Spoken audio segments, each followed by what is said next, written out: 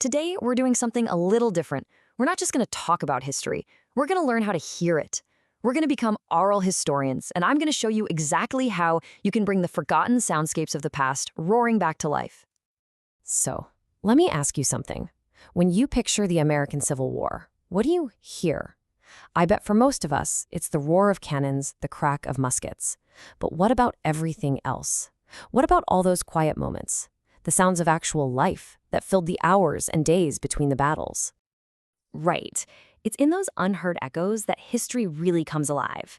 Just imagine the quiet whispers of soldiers in a tent late at night, the groan and creak of a supply wagon stuck in the mud, maybe a faint song coming from a distant campfire. Those are the sounds that make history feel real. And today, we're going to learn how to find them and recreate them. All right, so our journey starts right here with what I'm calling the call. This is all about learning to listen for the history that's hiding in plain sound. It's about training your ear to think like a historian. The big idea here is something called the aural landscape. And really, it's just what it sounds like. It's the whole tapestry of sounds that defined a specific time and place. We're not just grabbing random noises. We're trying to build a complete, immersive world. The goal? You want someone to close their eyes, listen, and feel like they've literally stepped back in time. So, how do we even start this quest?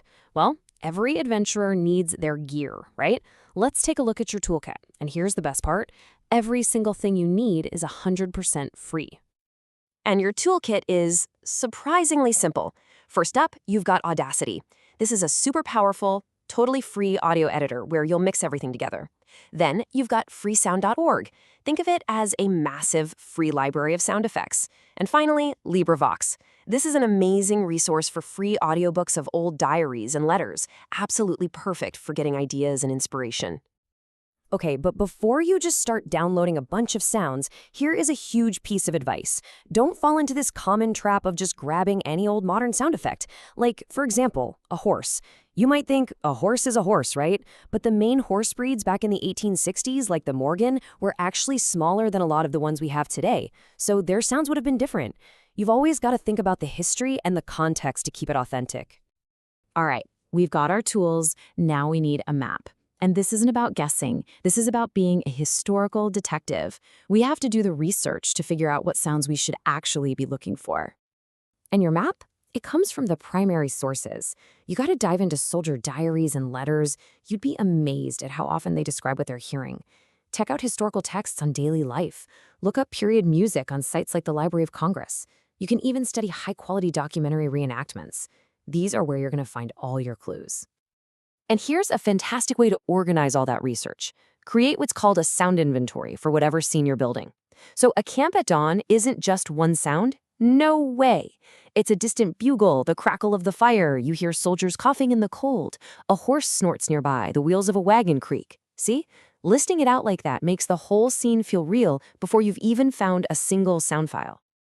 Okay, tools, check. Map, check. Now for the main event, the really fun part. Let's build our first soundscape. And you know what? The process is pretty straightforward. First, you gather your sounds from Freesound and pull them into Audacity, where each one gets its own track.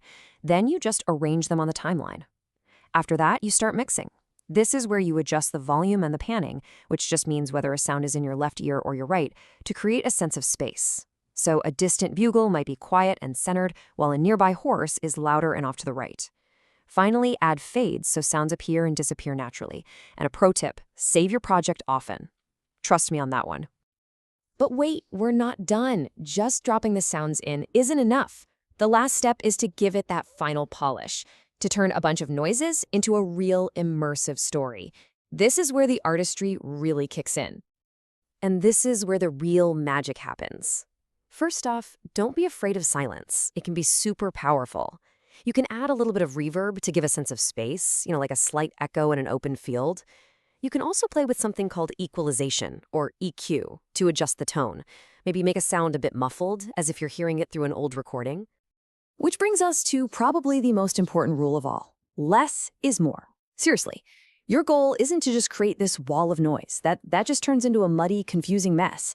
Instead, a few carefully placed, really distinct sounds, that's what's going to capture the listener's imagination and create a scene that's crystal clear and totally immersive.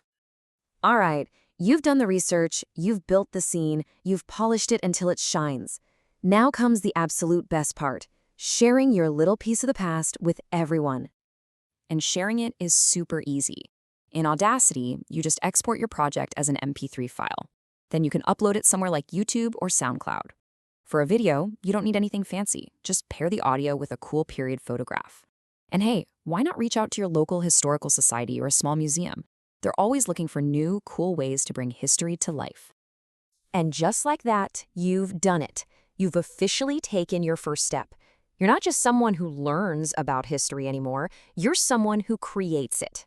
You're bringing a whole forgotten dimension of the past back to life, one sound at a time. And look, the Civil War is just one place to start. I mean, think about the sounds of ancient Rome, the packed streets of Victorian London, the deck of a sailing ship in the Caribbean. All of their soundscapes, they're just out there, waiting for someone like you to find them again. So the only question left is, what forgotten sounds are you going to bring back to life?